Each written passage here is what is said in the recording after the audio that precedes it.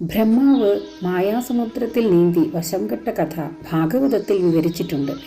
നൈമിത്തിക പ്രളയകാലത്ത് യോഗനിദ്രയെ പ്രാപിച്ച ഭഗവാൻ നാരായണൻ വീണ്ടും സൃഷ്ടിക്കുള്ള കാലമായപ്പോൾ സ്വന്തം സങ്കല്പശക്തിയെ പ്രവർത്തിപ്പിച്ചു. അപ്പോൾ ഭഗവാന്റെ നാഭീനാളത്തെ ഭേദിച്ച് ഒരു താമരമുട്ട് പെട്ടെന്ന് ജലത്തിന്മീതെ ഉയർന്നു വന്നു. ആ മുട്ടിനുള്ളിൽ സ്വയംഭൂവായി ബ്രഹ്മാവ് ജനിച്ചു. അദ്ദേഹത്തിന് താമരയും ജലവുമല്ലാതെ മറ്റൊന്നും കാണാൻ കഴിഞ്ഞില്ല. 4 ഭാഗത്തേക്കും നോക്കി. 4 മുഖങ്ങളുണ്ടായി.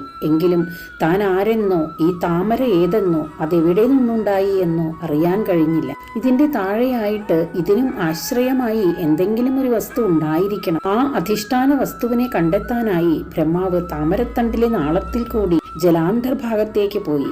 ഉൽപ്പത്തിസ്ഥാനം തേടി 100 ദേവസംവത്സരം ഇങ്ങനെ നീന്തി നടന്നിട്ടും ഒരു ഫലവും ഉണ്ടായില്ല. ഒന്നും കണ്ടെത്തിയതുമില്ല.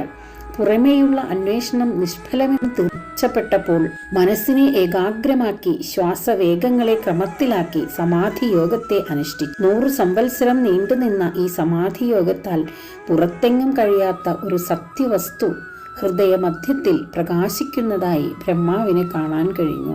ഭഗവാനെ അന്വേഷിക്കേണ്ടത് പുറത്തെങ്ങുമല്ല, സ്വന്തം ഹൃദയത്തിൽ തന്നെയാണ് എന്നാണ് ബ്രഹ്മാവിൻ്റെ ഈ അനുഭവം നമ്മെ മനസ്സിലാക്കി തരുന്നത്.